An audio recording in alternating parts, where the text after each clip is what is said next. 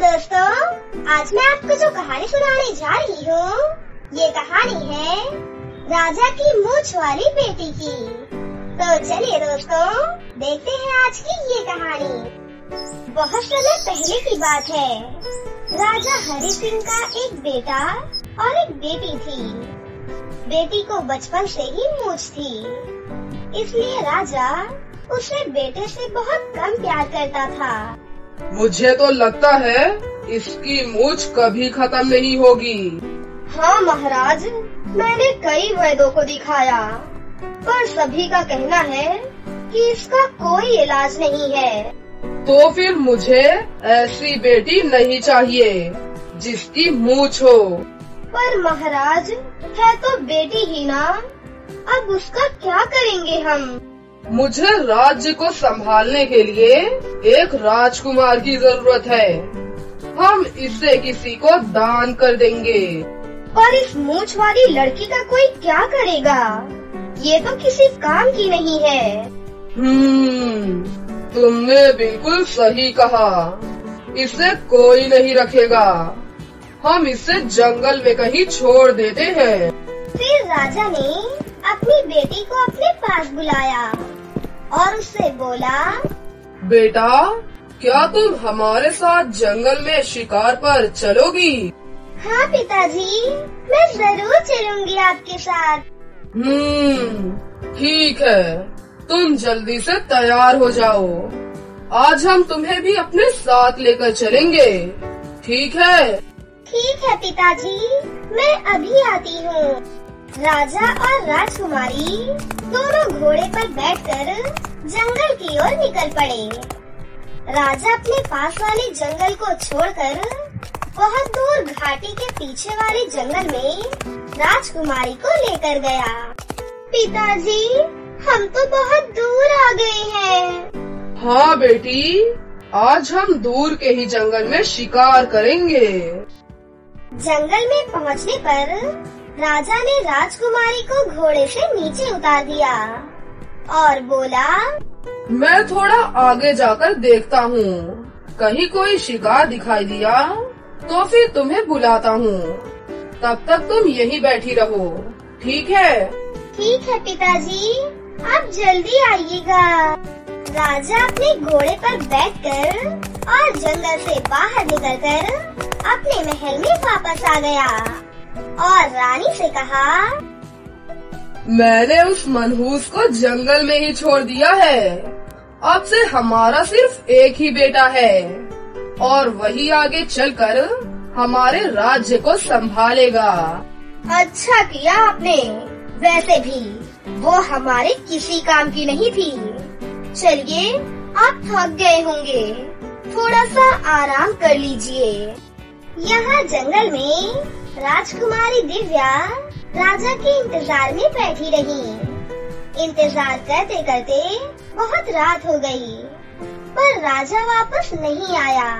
कहीं पिताजी पर कोई आफत तो नहीं आ गई? हे भगवान, पिताजी अच्छे से तो होंगे ना? कहीं किसी जानवर ने उन पर हमला तो नहीं कर दिया? मैं खुद ही चलकर देखती हूँ। इतना कहकर राजकुमारी जंगल में इधर उधर भटकने लगी और जोर जोर से आवाजें लगाने लगी। पिताजी, पिताजी, कहाँ हैं आप पिताजी? राजकुमारी ने बहुत आवाज लगाई, पर उसे कहीं भी राजा दिखाई नहीं दिया और वो बहुत निराश हो गई। हे भगवान, पिताजी जहाँ भी हो उन्हें सुरक्षित रखना। राजकुमारी दिन भर से भूखी थी और भटक भटक कर थक गई थी। अब उसे बहुत जोर से नींद भी आ रही थी, इसलिए वो एक पेड़ के नीचे जाकर सो गई। अगले दिन सवेरा हुआ तो राजकुमारी को फिर से भूख लगने लगी। हे भगवान, कहीं कोई फल मिल जाए, मुझे बहुत तेज भूख लगी है। राजकुमारी जंगल में अंदर की तरफ चली गई, जहाँ उसे फल के पेड़ दिखाई दिए। राजकुमारी ने उनसे फल तोड़े और अपनी भूख मिटाई। दिन भर राजकुमारी राजा को जंगल में ढूंढती रही, पर पर राजा उसे कहीं भी नहीं मिला। लगता है पिताजी अब वापस नहीं आएंगे। अब मुझे इसी जंगल में रहना पड़ेगा। राजकुमारी ने जंगल में ही रहना शुरू कर दिया। अब वो धीरे धीरे जंगल को ही अपना घर समझने लगी और वहाँ के जानवरों और परिंदों से दोस्ती कर ली। उसने यहाँ पर अपनी एक छोटी सी झोपड़ी भी बना ली और उसने कुछ खाने पीने की चीजें भी रखी। एक दिन की बात है, राजकुमारी के यहाँ पर एक हिरन दिखाई दिया जिसको किसी ने कई तीर मारे थे। राजकुमारी ने उस हिरन को उठाया और अपनी झोपड़ी में लेकर गयी। जैसे ही राजकुमारी ने उस हिरन का तीर निकाला और उस पर दवाई लगाई, तभी वो हिरन एक औरत में बदल गया और वो औरत बोली, तुम कौन हो बेटी और यहाँ इस जंगल में क्या कर रही हो? मेरा नाम राजकुमारी दिव्या है। मैं राजा हरि सिंह की बेटी हूँ और इसी जंगल में रहती हूँ। अच्छा, और मैं एक जादूगरनी हूँ। मुझे एक ऋषि ने श्राप देकर एक हिरन बना दिया था। आज तुमने मेरी जान बचाई है, इसलिए मैं तुम्हारी बहुत आभारी हूँ और तुम्हें जब कभी भी मेरी जरूरत पड़े तो तुम मुझे बताना। मैं हमेशा तुम्हारी मदद करूँगी। आज से तुम मेरी बेटी जैसी ही हो। ठीक है बेटा? ठीक है जादूगरनी माँ, आप चाहो तो मेरे घर में रह सकती हो। अब वो जादूगरनी राजकुमारी दिव्या के साथ ही रहने लगी। जादूगरनी माँ, मुझे खेलने के लिए कुछ गुड़िया चाहिए। जादूगरनी ने हवा में अपनी जादुई छड़ी जैसे ही घुमाई कि तभी वहाँ पर ढेर सारी खूबसूरत सी गुड़िया आ जाती हैं। ये लो बेटी, ये सारी गुड़िया तुम्हारे लिए हैं। आप बहुत अच्छी हो जादूगरनी माँ। यहाँ जंगल में राजकुमारी उस जादूगरनी के साथ बहुत खुश रहने लगी और वहीं दूसरी तरफ अब राजा और रानी भी बहुत खुश थे। अच्छा हुआ उस मनहूस से पीछा छूट गया। अब हमारा सिर्फ एक ही बेटा है। राजा और रानी राजकुमार की हर इच्छा को पूरा करने लगे, जिससे राजकुमार बहुत बिगड़ गया था। धीरे धीरे समय बीतने लगा और राजकुमार बड़ा हो गया। अब वो राजा की कोई भी बात नहीं मानता था। राजकुमार, आप मेरे साथ चलकर राज्य को सही से देख लें। आगे चलकर आपको ही राजा बनना है। लेकिन मैं राजा नहीं बनना चाहता। मैं ऐसे ही ठीक हूँ। आपको जहाँ जाना है चले जाओ आप। राजकुमार सीधे मुंह राजा से बात तक नहीं करता था और ना ही उनकी इज्जत करता था। एक बार राज्य पर दुश्मनों ने हमला किया, पर राजा के पास सैनिकों की कमी थी। राजकुमार, आप भी हमारे साथ लड़ाई में चलिए। मैं किसी से लड़ने नहीं जा रहा हूँ। मुझे अपनी जान प्यारी है। हमारे पास बहुत कम सैनिक है और दुश्मन के पास बहुत बड़ी सेना है। अगर तुम नहीं चलोगे तो हम उनसे कैसे जीतेंगे? अरे जिसको जाकर मरना है वो जाकर मरे। मैं कहीं नहीं जा रहा, समझे आप? राजा अकेले ही कुछ सैनिकों को लेकर अपने राज्य को बचाने के लिए चल दिए। जब राजकुमारी दिव्या को पता चला कि उसके राज्य पर दुश्मनों ने हमला कर दिया है, तो उसने जादूगरनी से मदद मांगी। जादूगरनी माँ, आप तो एक जादूगरनी है ना? क्या आप हमारे राज्य को दुश्मनों से बचा सकती हैं? हाँ बेटा, मैं जरूर बचाऊंगी। चलो मेरे साथ। जादूगरनी और राजकुमारी दिव्या दोनों राजा के पास आई। जादूगरनी ने अपने जादू से दुश्मन की सेना को बेहोश कर डाला। ये देखकर राजा चौंक जाता है और उस जादूगरनी से पूछता है, आप कौन हैं और हमारी मदद क्यों कर रही हैं? राजा जी, मैं एक जादूगरनी हूँ और आपकी बेटी ने मेरी जान बचाई थी। इसीलिए आपकी बेटी के कहने पर मैं आपकी मदद कर रही हूँ। आपका बहुत बहुत धन्यवाद। मुझे माफ कर दो मेरी बेटी। मैंने तुम्हारे साथ बहुत अन्याय किया। तुम्हारी इस मूंछ की वजह से तुम्हें जंगल में अकेले छोड़ दिया। मुझे माफ कर दो बेटा। कोई बात नहीं पिताजी, मैं आपसे नाराज नहीं हूँ। आप तो मेरे पिता हैं। हे जादूगरनी, क्या तुम अपने जादू से मेरी बेटी को ठीक कर सकती हो? हाँ राजा जी, क्यों नहीं, मैं अभी ठीक कर देती हूँ। जादूगरनी ने अपने जादू से राजकुमारी की मूंछ को बिल्कुल ठीक कर दिया। राजा राजकुमारी को लेकर वापस अपने महल आ गए और उसने राज्य की राजगद्दी पर राजकुमारी दिव्या को बैठा दिया। उसके बाद से सभी लोग हंसी खुशी से रहने लगे। हेलो दोस्तों, आज मैं आपको जो कहानी सुनाने जा रही हूँ, ये कहानी है राजा की मूंछ वाली बेटी की। तो चलिए दोस्तों, देखते हैं आज की ये कहानी। बहुत समय पहले की बात है। राजा हरि सिंह का एक बेटा और एक बेटी थी। बेटी को बचपन से ही मूंछ थी, इसलिए राजा उसे बेटे से बहुत कम प्यार करता था। मुझे तो लगता है इसकी मूंछ कभी खत्म नहीं होगी। हाँ महाराज, मैंने कई वैद्यों को दिखाया, पर सभी का कहना है कि इसका कोई इलाज नहीं है। तो फिर मुझे ऐसी बेटी नहीं चाहिए जिसकी मूंछ हो। पर महाराज, है तो बेटी ही ना, अब उसका क्या करेंगे हम? मुझे राज्य को संभालने के लिए एक राजकुमार की जरूरत है। हम इसे किसी को दान कर देंगे। पर इस मूंछ वाली लड़की का कोई क्या करेगा? ये तो किसी काम की नहीं है। तुमने बिल्कुल सही कहा। इसे कोई नहीं रखेगा। हम इसे जंगल में कहीं छोड़ देते हैं। फिर राजा ने अपनी बेटी को अपने पास बुलाया और उससे बोला, बेटा, क्या तुम हमारे साथ जंगल में शिकार पर चलोगी? हाँ पिताजी, मैं जरूर चलूंगी आपके साथ।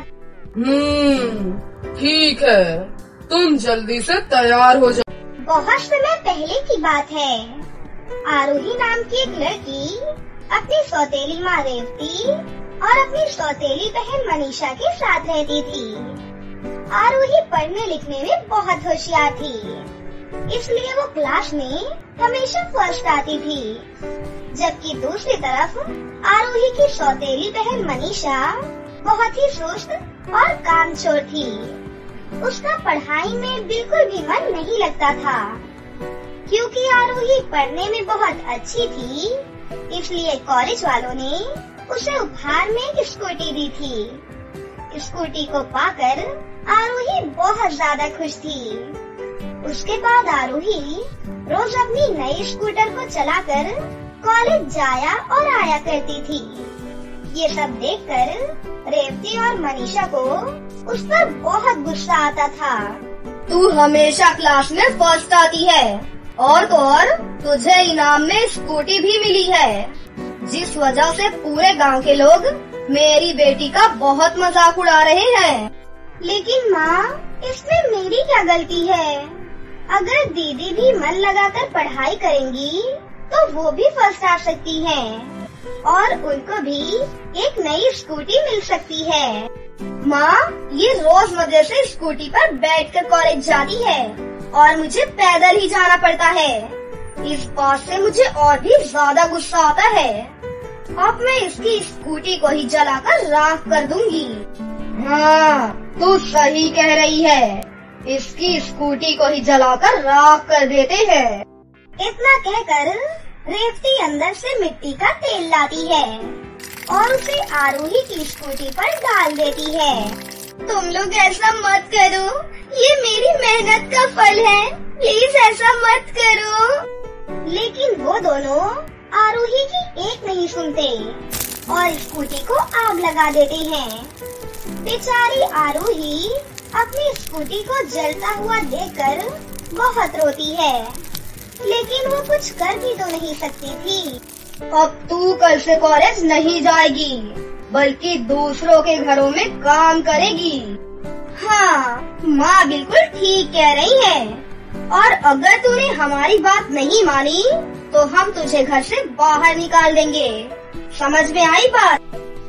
इस तरह से दोनों माँ बेटी मिलकर आरोही की पढ़ाई छुड़वा देती है और उसको एक औरत के यहाँ झाड़ू पोछे का काम दिलवा देती है।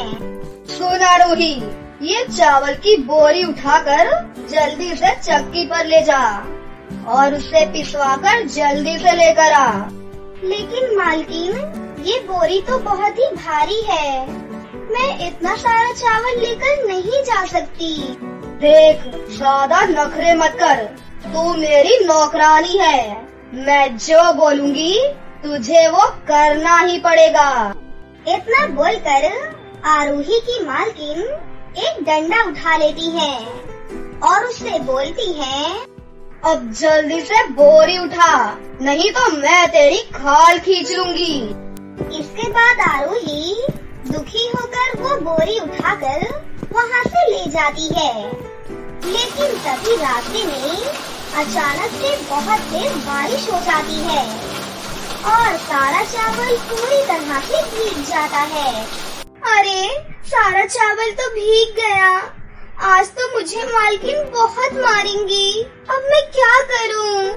तभी वहाँ पर उसकी मालकिन भी आ जाती है। तेरा सत्यानाश हो, इतना सारा अनाज बर्बाद कर दिया, मनहूस कहीं की। मैं करती भी क्या मालकिन, अचानक से इतनी तेज बारिश आ गई, इसमें मेरी तो कोई गलती नहीं है ना। मुझे कुछ नहीं सुनना है, आज मेरा बहुत नुकसान हुआ है, अब मैं तेरी पिटाई करके ही अपना गुस्सा शांत करूंगी। इतना कहकर आरोही की मालकिन अपनी सैंडल निकालती है और उससे आरोही को जानवरों की तरह पीटने लगती है। मुझे छोड़ दो मालकिन, मैं आगे से ऐसा कभी नहीं करूंगी, कोई बचाओ मुझे। आरोही की मालकिन आरोही को बेरहमी से मार रही थी कि तभी वहाँ से एक परी गुजर रही थी। वो परी आरोही को पीटते हुए देख लेती है, इसलिए परी को आरोही की मालकिन पर बहुत गुस्सा आता है। परी आरोही को बचाने के लिए वहाँ पर प्रकट हो जाती है। रुक जा दुष्ट औरत, तुझे इस मासूम को मारते हुए जरा भी शर्म नहीं आ रही क्या? मैं इसकी मालकिन हूँ और ये मेरी नौकरानी है, मैं इसके साथ कुछ भी करूँ, तुझे क्या? तू कौन होती है मुझे रोकने वाली? अच्छा, रुक तू, मैं तेरी अकल अभी ठीक करती हूँ। इतना कहकर परी अपनी जादुई छड़ी से वहाँ पर एक सैंडल प्रकट करती है। फिर वो सैंडल मालकिन को खूब मारती है। अरे, मर गई रे, कोई बचाओ मुझे, कोई बचाओ, कोई तो मेरी मदद करो। इसके बाद मालकिन वहाँ से भाग जाती है। फिर परी आरोही का हाथ पकड़कर आरोही को अपने परीलोक ले जाती है और अपने परीलोक के स्कूल के सामने लाकर उसे खड़ा कर देती है। आरोही, ये परीलोक का जादुई स्कूल है, यहाँ पर सभी परियां जादू करना सीखती हैं। अब से तुम भी यहाँ पर जादू की पढ़ाई करना और देखना, फिर तुम कुछ ही महीनों में एक अच्छी परी बन जाओगी। जादुई स्कूल को देखकर आरोही बहुत खुश होती है। उसके बाद जादुई स्कूल के अंदर से एक साइकिल और कुछ किताबें आरोही के पास आती हैं। ये जादुई साइकिल है, ये साइकिल तुम्हें तुम्हारे घर से उड़ाकर यहाँ पर ले आएगी।